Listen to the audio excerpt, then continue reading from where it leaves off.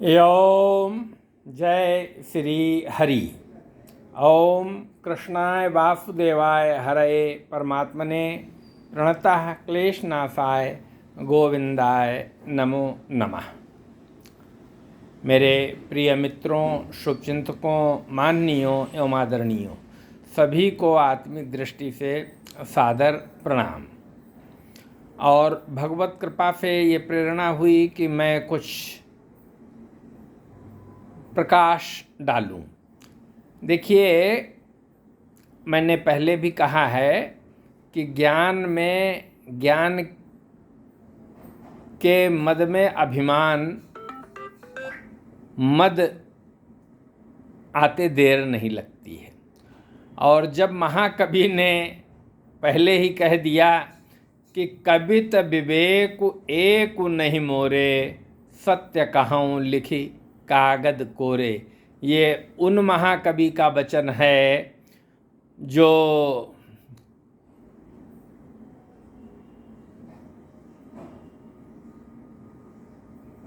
बहुत विद्वान और बहुत भक्तिवान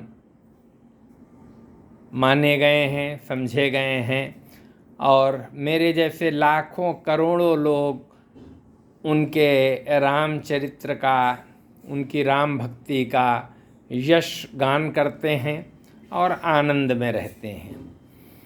और हमारे यहाँ आप कथाएं सुनेंगे, पढ़ेंगे तो काक भुफुंडी जी और लोमस ऋषि का भी प्रसंग बहुत अद्भुत है, और उसमें भी निर्गुण और सगुण का दृष्टिकोण आता है, ज्ञान और भक्ति का भी आता है। अब वैसे तो जो भक्त होता है उसके लिए सगुन ही अगुन ही नहीं कछु भेदा, गाम ही श्रुति पुराण बुद्धि भेदा।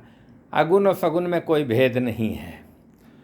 वो जब देखता है, अनुभव करता है, तो स्वयं में अपने आप को प्रकट करता है। उसका कोई जन्म मरण नहीं होता है, क्योंकि वो कहाँ नहीं है। हरि व्यापक सर्वत्र समाना, प्रेम ते प्रगट हो ही मैं जाना। वो सर्वव्यापी है, कण कण में है वो। और आध्यात्मिक दृष्टि से ये है उसकी सृष्टि है, लीला है। यहाँ वाद प्रतिवाद होते रहते हैं। वाद प्रतिवाद सामाजिक तौर पे तो ठीक है, आध्यात्मिक तौर पर तो व्यक्ति मौन हो जाता है, उसको बोलने की ज़रूरत नहीं रह जाती है। वो आनंद में लीन रहता है, वो राम के नाम में ही लीन रहता है।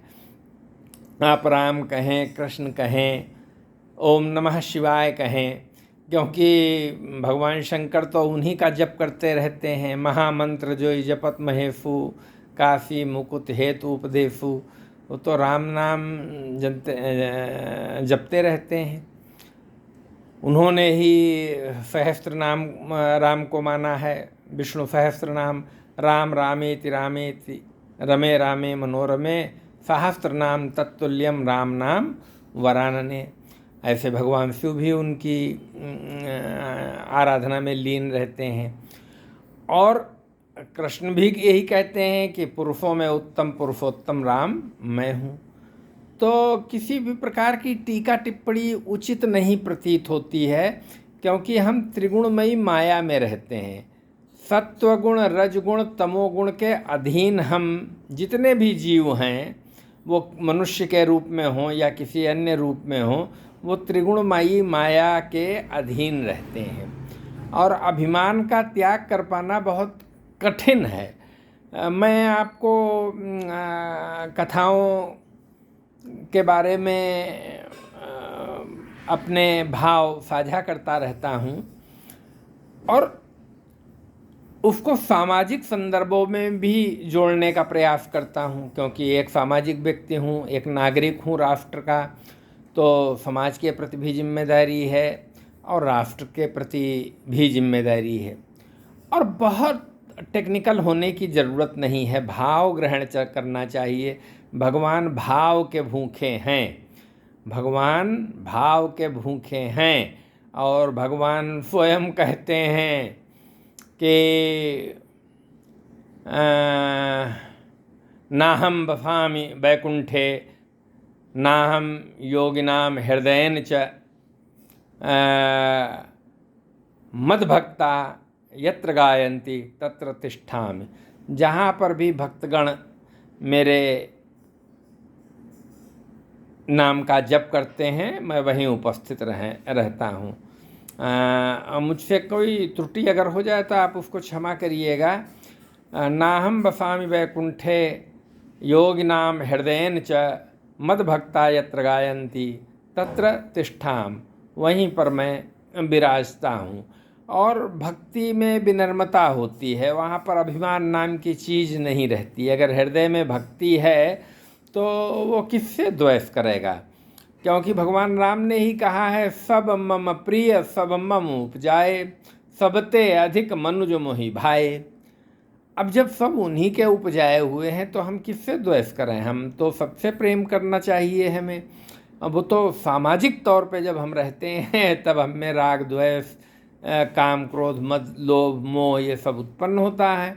और हमें यही बताया गया है, यही सिखाया गया है कि हमको इन्हीं दुर्गुणों पर तो अंकुश लगाना है ताकि भगवत भजन में हम लीन रह सकें। और समस्त सृष्टि को देखिए इन्हीं तीनों गुणों के अधीन है। और धर्म का पूरी तौर पर लोप कभी न हुआ है न कभी होगा। धर्म की न्यूनता या अधिकता होती है।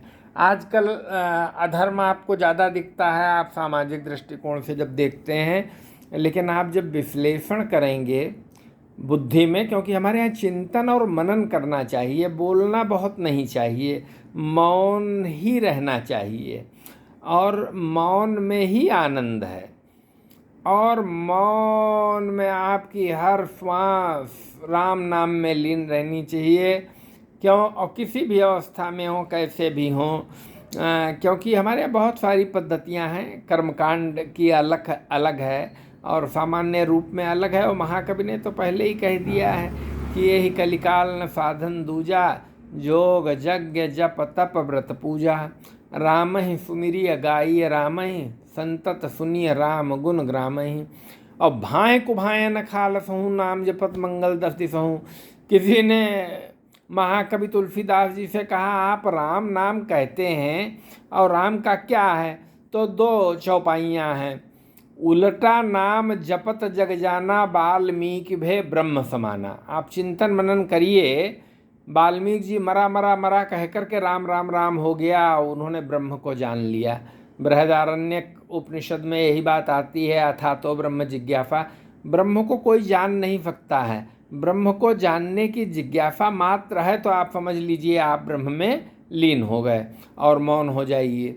यही चीज़ है, भाव होता है। भाव भगवान के प्रति श्रद्धा का ही होना चाहिए और नमन करना चाहिए। भावना से अधिक श्रेष्ठ कुछ भी नहीं है। और भावना ही भगवान को प्रिय है और भगवान से कुछ छिपा नहीं हो सकता है।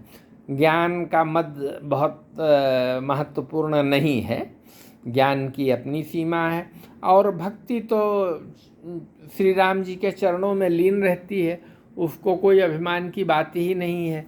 जब वो भक्ति में रमण करती है, राम नाम में रमण करती है, तो उसको हर क्षण आनंद ही रहता है, उसके लिए दुख की कोई बात ही नहीं है। राम भगति मणि उर्वस जाके दुख लवलेश न सपने हुता के।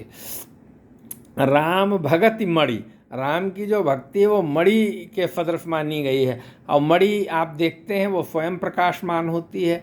सूर्य को कहीं किसी प्रमाण की ज़रूरत है, वो स्वयं प्रकाशित है। तो ये उपमाएं हैं केवल बोध कराने के लिए। और भगवान से बड़ा कोई गुरु नहीं है। हमारे यहाँ परंपरा है गुरु मानने की, उसमें कोई बुरी बात नहीं है। गुरु जो है अपने शिष्य को अपने अनुभवों का ज्ञान प्रदान करता है, उससे शिष्य का कल्याण होता है। लेकिन अंततो गत्वा भगवान ही सर्वोपरि गुरु है, क्योंकि गुरु की क्या परिभाषा है, जो बोध कराए वही गुरु है। और भगवान ने ही तो बोध कराया कि नहीं गुरु श्रेष्ठ है। तो इसलिए क्योंकि भगवान को तो हर कोई अनुभव कर नहीं सकता, इसीलिए उन्होंने गुरु की महिमा का बखान किया। तो सब अपनी अपनी मान्यताएं हैं, और भक्ति मेरे दृष्टिकोण में सर्वोपरि है, क्योंकि भक्त में अभिमान भी नहीं रहता है, और माया मोह से भी धीरे धीरे धीरे धीरे प्रयास करने पे आपको दूरी प्राप्त होती है। जय श्री राम, जय श्री राम, जय श्री राम।